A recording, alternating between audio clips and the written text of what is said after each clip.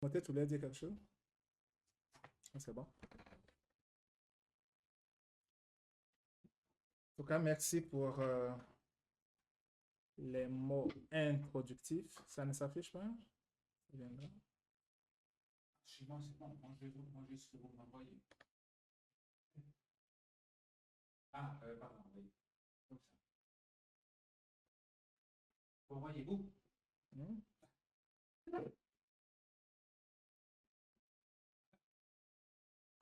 OK. En tout cas, je veux commencer par les mots de fin hein, qui ont été prononcés par le professeur au sujet de la situation actuelle de la missiologie.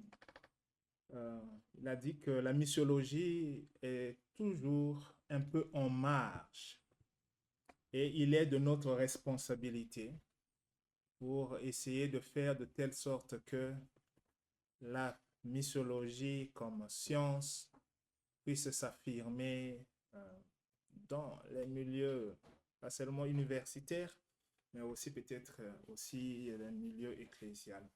Ce matin, j'aimerais inciter notre réflexion sur le thème la recherche missiologique dans un contexte marqué par l'oralité. Comment nous pouvons mener la recherche dans le contexte qui est le nôtre, euh, où l'oralité a encore euh, une place de choix.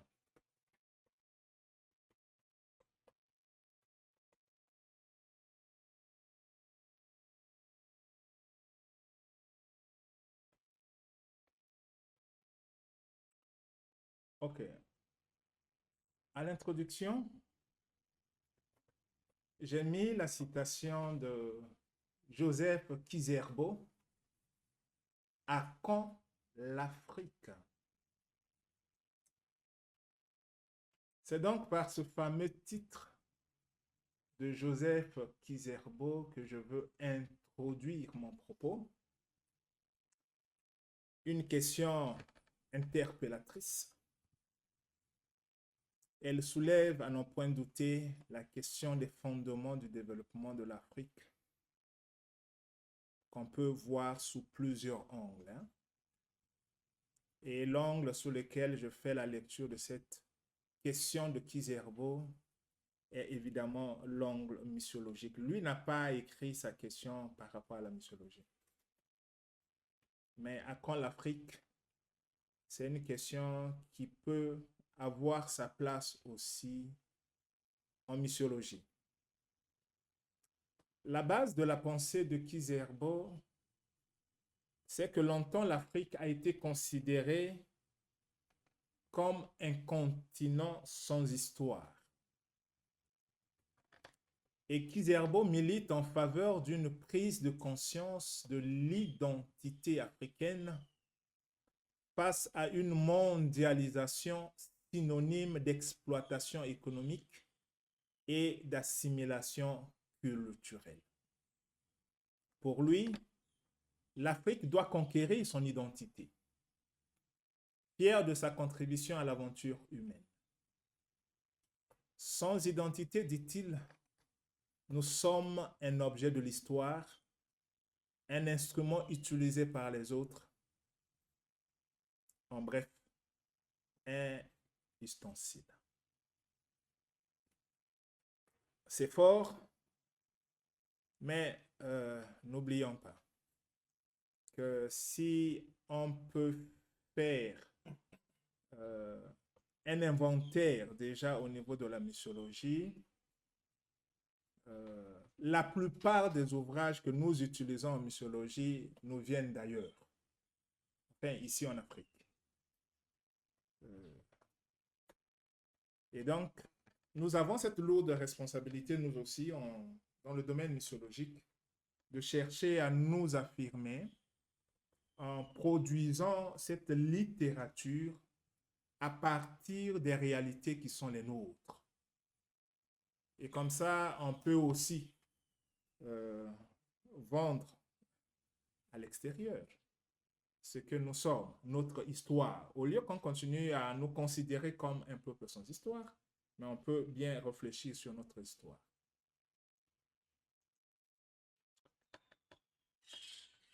Je vais à une deuxième citation, toujours d'un autre Africain,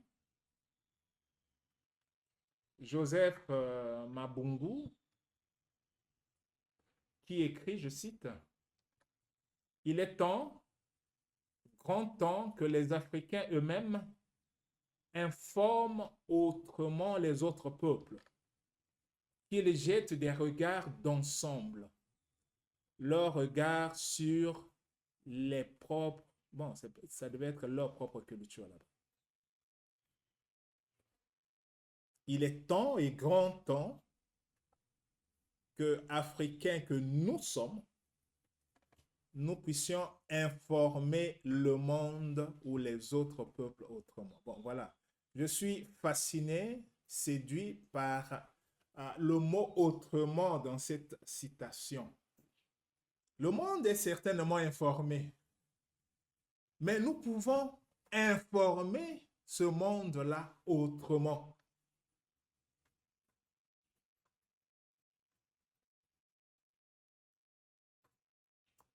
Voilà, donc c'est dans ce désir d'informer autrement que j'ai formulé cette thématique, la recherche missiologique dans un contexte marqué par l'oralité. Le but est de produire des écrits qui pourront informer, mais informer autrement. On peut écrire, hein? On peut vraiment écrire aujourd'hui et écrire ce que les autres vont dire, mais bon oui, ça, on a déjà écrit sur ça, on sait beaucoup de choses sur ça. Est-ce qu'il y a des domaines où on n'a pas suffisamment écrit, des domaines où les autres peuvent avoir le désir de nous lire? Parce que ça serait les informer, mais autrement. Et moi, je pense que oui.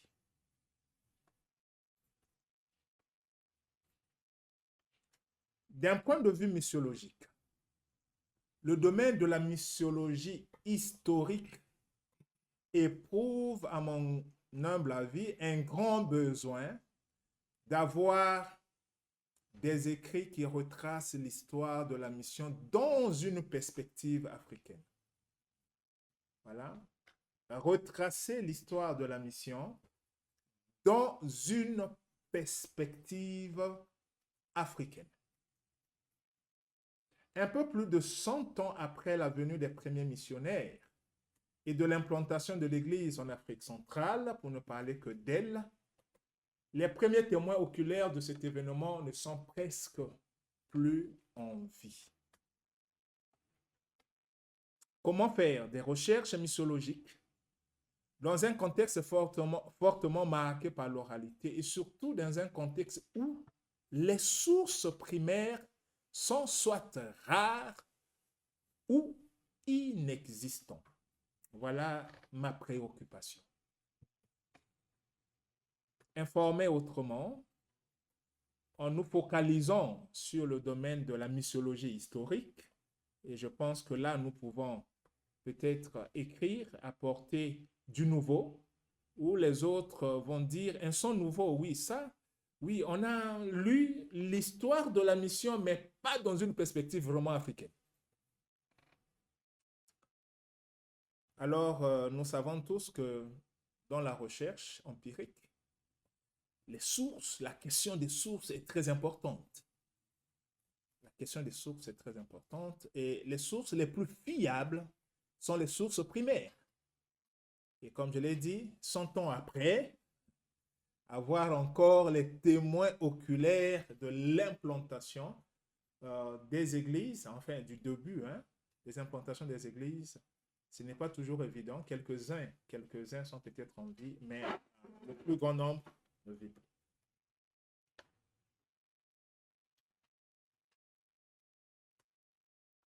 À quoi servirait-il à un Africain de connaître seulement l'histoire de la mission occidentale s'il ignore la contribution des Africains dans la réalisation de cette histoire de la mission. On a des écrits, on a des écrits produits par les Occidentaux qui parlent de la mission, comment la mission a quitté soit les États-Unis, l'Europe, est venue en Afrique, qu'est-ce qui a été fait. Les sources existent, les écrits existent probablement. Et j'ai à côté de moi notre sœur qui enseigne l'histoire des missions en Afrique. Alors, je ne sais pas combien de livres elle utilise produits par les Africains dans ce cours-là. Combien de livres produits par les Africains dans ce cours. Je reviens sur Mabungu, un Gabonais. Il était ambassadeur, mais c'est aussi un écrivain. Il affirme en parlant de la culture africaine, mais l'Africain qui bornerait sa culture au seul humanisme occidental serait amené bientôt, s'il ne se ressaisit pas, à ne connaître ces traditions qu'à travers les études qu'ont feraient les autres. Études souvent mêlées d'erreurs bien involontaires, il est vrai. Et je veux adapter sa citation à la réalité de la mission.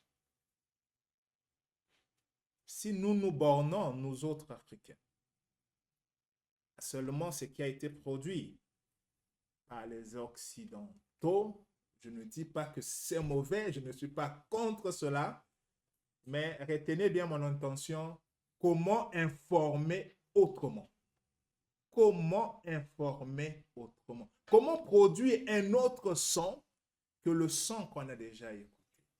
Alors, si nous nous limitons, si nous ne nous engageons pas, nous ne serons informés. On va connaître notre tradition seulement au travers des études que d'autres personnes, peut-être qui ne sont pas du continent africain, ont eu à mener.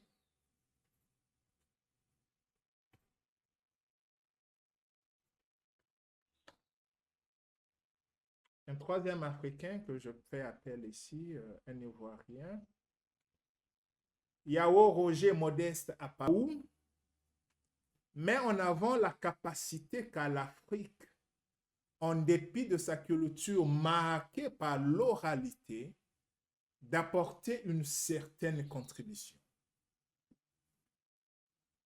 Je le cite, « Pour le cas spécifique de l'évaluation, il semble que l'Afrique, malgré une littérature historique essentiellement orale, ait beaucoup à offrir pour adapter une théorie et une pratique évaluative dominée par la vision du monde occidental à son contexte propre et à ses besoins particuliers.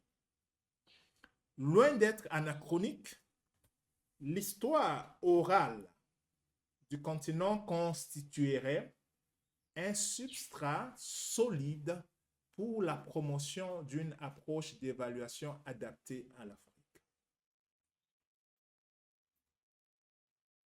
C'est vrai, lui, il est en train de parler de l'évaluation partant de la culture, mais j'essaie toujours de contextualiser ces citations dans le domaine de la missiologie. De cette citation, nous retenons l'idée selon laquelle l'Afrique est capable d'offrir une approche qui soit peut-être différente, mais qui peut représenter un son différent dans l'histoire de la mission. Nous sommes capables. On peut le faire. Et on doit le faire. C'est un défi que nous sommes appelés, comme le professeur le disait, que la missiologie est encore à la marge. Bon, voilà, restons dans le contexte qui est le nôtre africain. Comment nous faire aimer, nous faire apprécié par l'Église en Afrique en tant que missiologue. Je pense que si nous pouvons écrire sur la réalité de l'Église dans le domaine historique, l'Église serait intéressée. On a essayé de faire ce travail, pas ce travail, mais un recensement à Bangui, là où je suis, pour voir les communautés qui sont implantées, qui ont été implantées par les missionnaires, lesquelles disposent de l'historique de leur communauté. Voilà.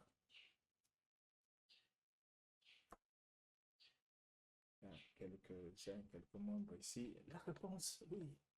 C'est un domaine qui est en train de, surtout dans la perspective africaine. Je parle de l'historique dans la perspective africaine. Oui, on a l'oralité, oui. On peut dire, on peut raconter, mais est-ce que c'est écrit quelque part? Non. Ce n'est pas consigné quelque part. Alors, la présente présentation vise à stimuler et nous inciter à produire une littérature qui offre des bon, voilà, il y a un mot que j'ai cité, des sons différents et innovantes qui tendent à résoudre le problème de l'histoire de la mission sous une perspective africaine. Il est donc question de dresser un bilan historique dans le domaine de la mission qui puisse déboucher sur des perspectives nouvelles susceptibles de proposer encore une fois à l'Afrique et au reste du monde un son différent que ce qu'ils ont toujours entendu. Voilà, c'est vers là que je suis en train de rêver. Au point 1, j'établis un constat. Voici ce que l'engagement du CAP affirme. Nous encourageons les centres de formation pastorale et théologique à proposer un programme d'études qui forme les pasteurs et les missionnaires aux méthodologies orales.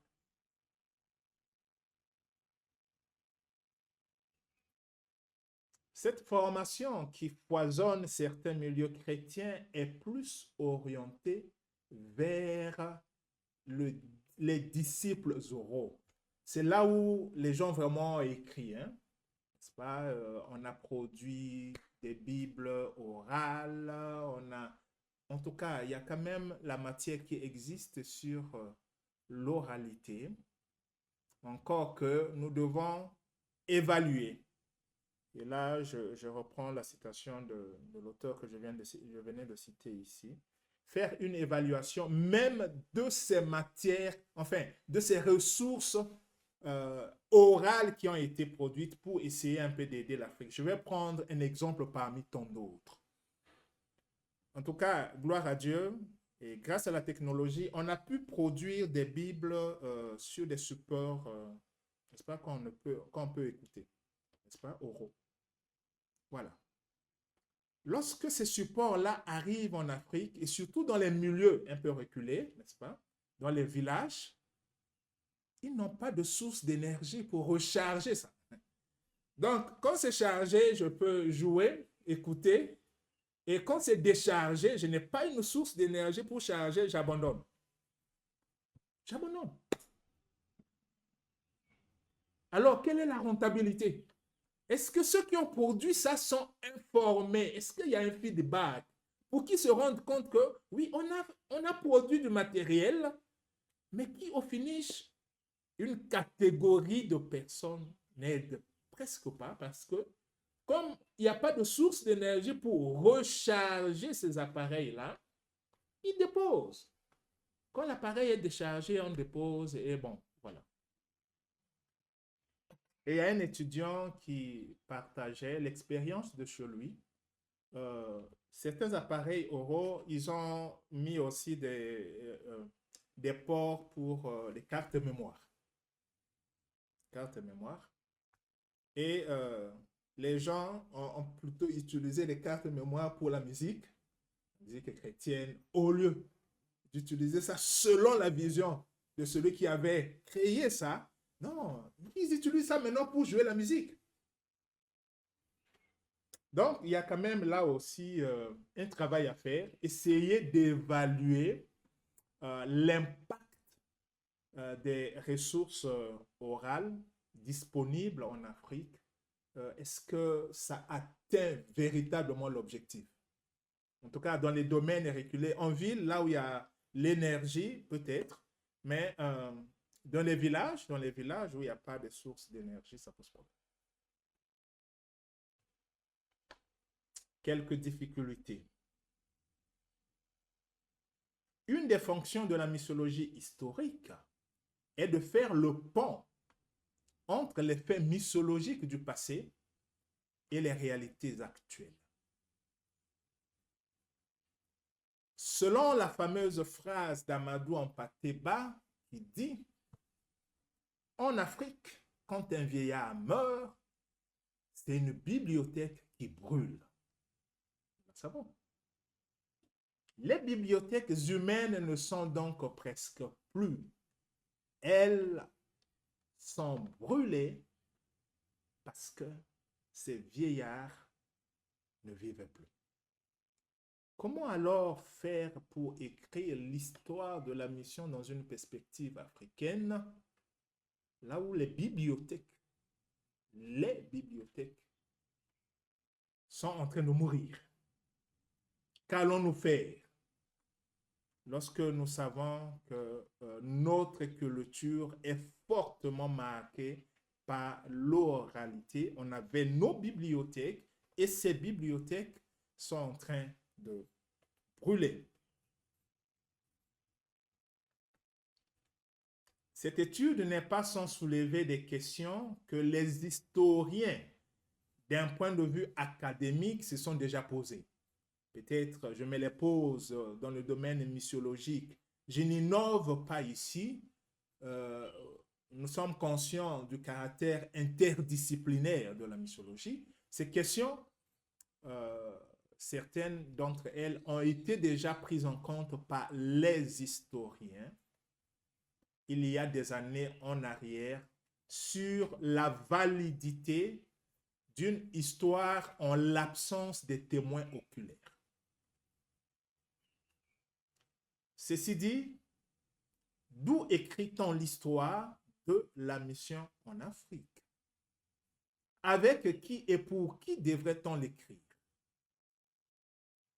En l'absence des salles des archives au sein des églises et communautés, où sont conservées les connaissances missionnaires des vieillards?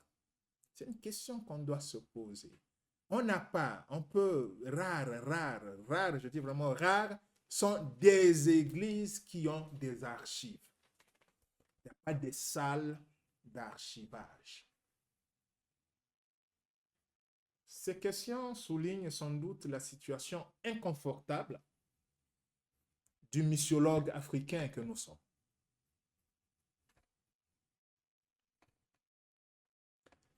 Hélène Wallenborn donne la perception suivante au sujet de l'histoire orale.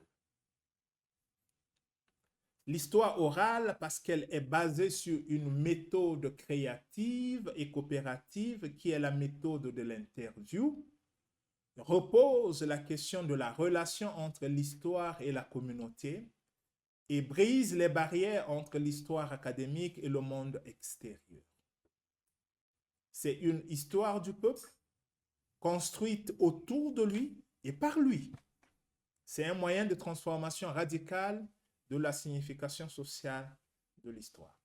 Voilà, je retiens, c'est une histoire du peuple construite autour du peuple et construite par le peuple.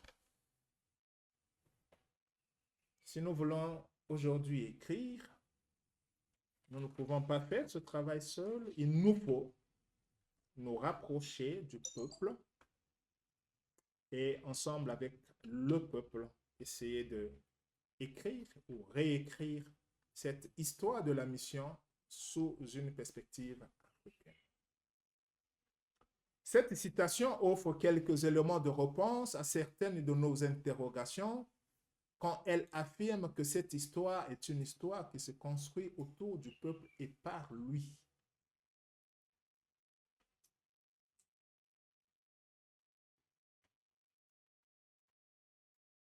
Approche interdisciplinaire. Nous l'avons déjà compris certainement. Ce sujet invite le chercheur à une approche interdisciplinaire.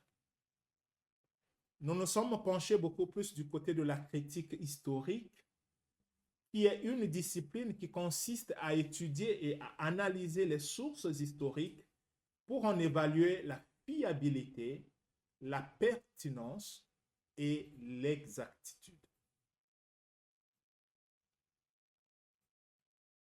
Elle repose sur deux types de critiques, la critique externe et la critique interne.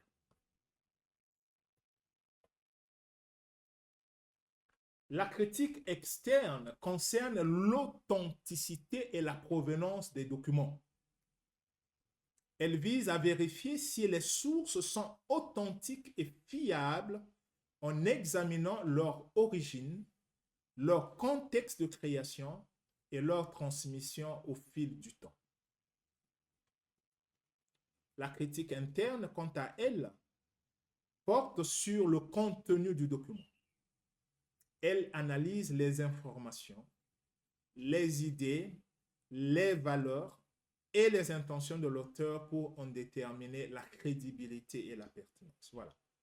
Donc, si nous voulons, et c'est ce que nous souhaitons, écrire vraiment l'histoire de la mission dans une perspective africaine, nous devons veiller sur ces deux types de critères, la critique externe pour nous assurer vraiment de l'authenticité des sources. Il ne faut pas écrire et ensuite être disqualifié parce qu'on aurait utilisé des sources qui ne sont pas authentiques ou fiables. Et la critique interne aussi sur le contenu des informations que nous recueillons pendant les interviews ou lors de nos questionnaires. Il faut vraiment que nous nous servions de ces deux types d'éléments pour évaluer nos sources.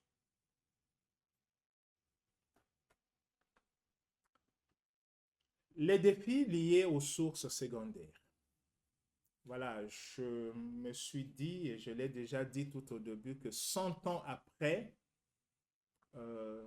les sources primaires sont rares. Alors, on peut cependant avoir les sources secondaires. Et comment utiliser les sources secondaires dans nos recherches missiologiques?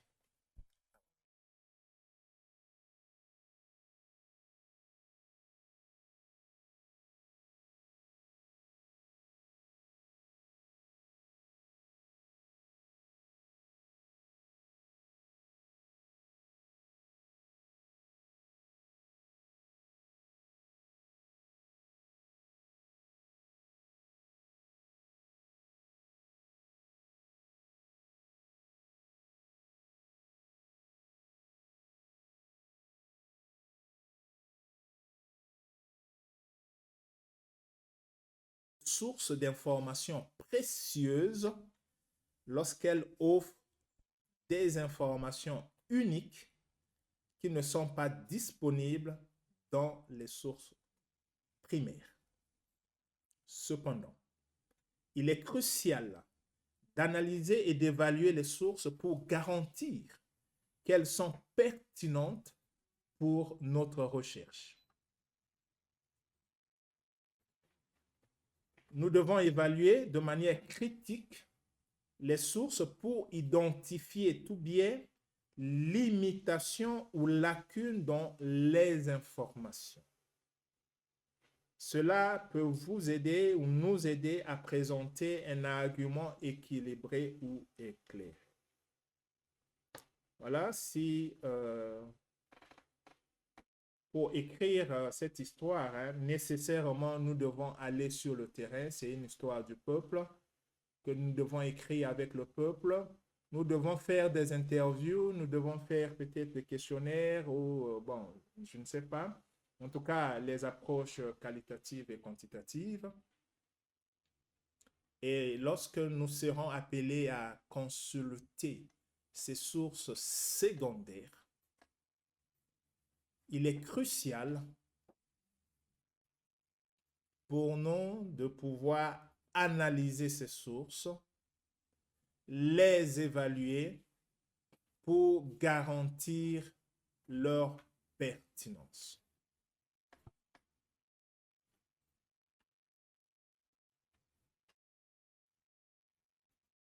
L'un des défis majeurs est le manque d'exactitude et de fiabilité de ces sources secondaires. Souvent, les sources secondaires peuvent être obsolètes ou contenir des erreurs, ce qui peut conduire à l'inclusion d'informations trompeuses dans le document. Et ça, vraiment, si nous voulons informer le monde autrement, nous avons cette lourde responsabilité de veiller. Ce n'est pas parce que j'ai interviewé telle personne et telle personne m'a donné les informations, ce n'est pas suffisant pour déjà se mettre à écrire. Est-ce que la source est fiable? Est-ce que les informations que la personne est en train de donner ne sont pas des informations peut-être erronées?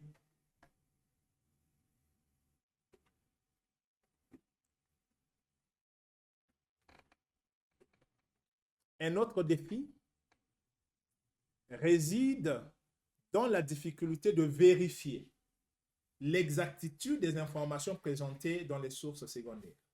Oui, nous allons faire des interviews, mais nous-mêmes, nous n'étions pas là quand la chose s'est produite. Les sources primaires n'étant plus disponibles, on va vérifier auprès de qui?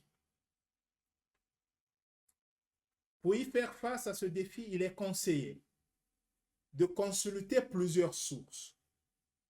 Il faut éviter de se fier à une seule source secondaire pour obtenir des informations. Consulter plutôt plusieurs sources pour vérifier les informations présentées et acquérir une compréhension plus complète du sujet.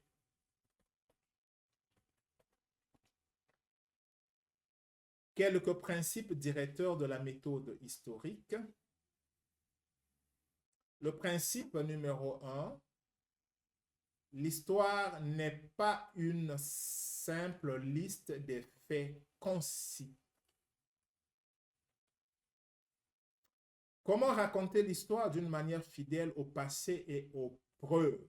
Voilà la question que nous devons toujours nous poser. Il ne suffit pas d'aller sur le terrain, faire des interviews, venir commencer à écrire, mais comment nous allons raconter cette histoire de manière à ce qu'elle soit fidèle au passé et fidèle aux preuves? L'historien tente de comprendre, de reconstruire, de raconter, d'expliquer le passé. Mais le passé n'existe plus. Donc, on doit compter sur les traces qui restent. Ces traces doivent d'abord être préservées, sélectionnées et interprétées. Sélectionnées et interprétées. L'historien doit ainsi construire un argument cohérent pour appuyer son interprétation des événements, des personnages ou des développements du passé. Principe numéro 2. L'historien doit commencer avec une question de recherche bien précisée. La question peut être adaptée aux besoins au fil de la recherche, mais elle doit être claire et doit promouvoir la pensée critique et l'analyse. Une question fermée qui n'a qu'une seule réponse correcte n'est pas un bon choix pour guider la recherche historique et la recherche missiologique par ricochet. Donc, il faut une bonne question Et si on n'a pas aussi l'art de poser les bonnes questions, ça va jouer sur notre recherche. La question devrait être formulée en fonction des concepts de la pensée historique, soit importance historique, preuve, continuité et changement, cause et conséquences, perspective historique ou dimension éthique. La question peut également tenter de dévoiler ou d'éclaircir un élément obscur, intéressant ou unique du passé, ou encore d'exposer les liens qui existent entre le passé et le présent, ou entre deux différentes époques du passé. Principe numéro 3.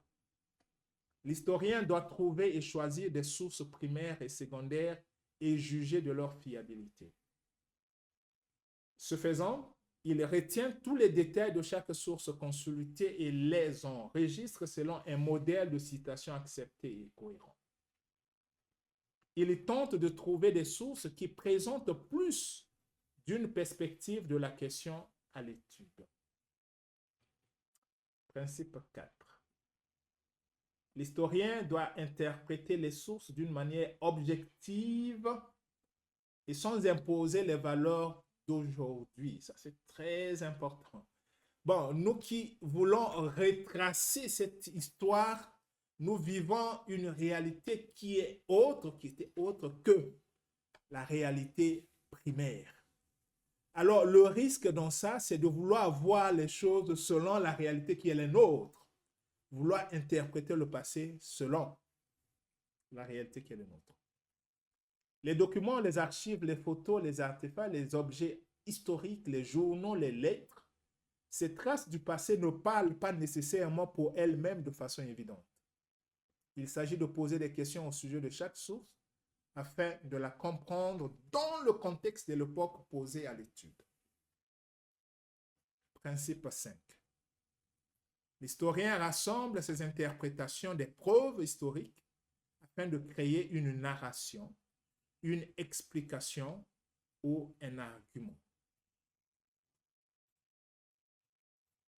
Quand on écrit une dissertation historique, on cherche à créer une séquence logique d'idées organisées selon son but de communication.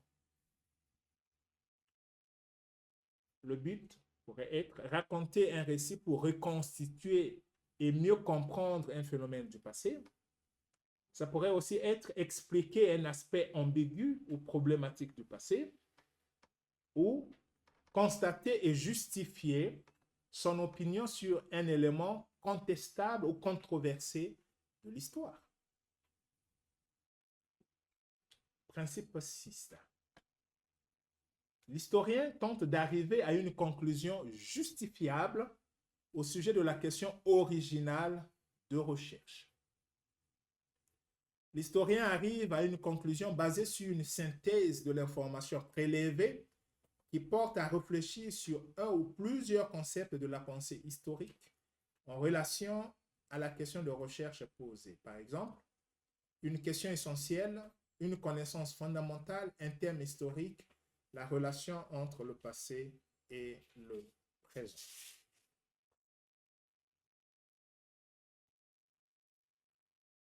Quelques questions directrices pour bien utiliser les preuves historiques en missiologie.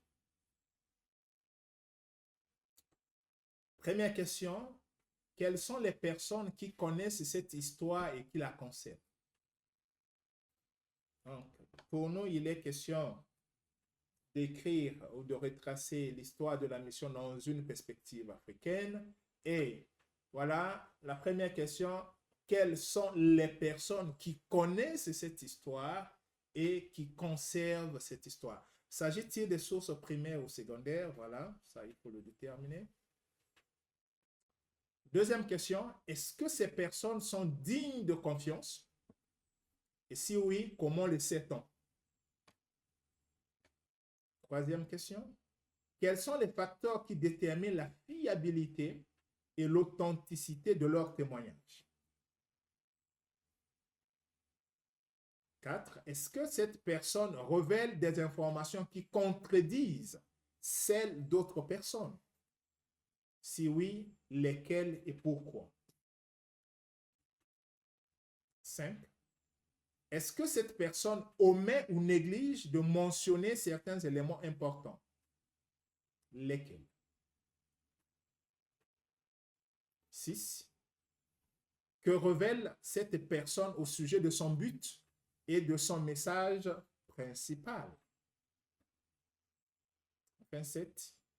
Quelles croyances et valeurs sont exprimées ou sous-entendues par cette source que nous sommes en train de consulter? Bon, voilà un certain nombre de questions qui peuvent nous être utiles lorsque nous faisons la descente sur le terrain. En tout cas, voilà, nous devons les avoir en tête pour ne pas se dire, bon, voilà, mon objectif, c'est questionner un certain nombre de personnes sans s'interroger même sur, n'est-ce pas, la fiabilité des sources.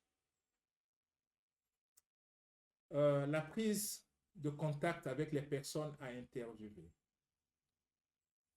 Une des choses la plus importantes lorsqu'on est en présence de la personne est d'établir un climat de confiance. Il faut bien présenter votre projet, informer la personne des différents points que vous allez aborder avec elle.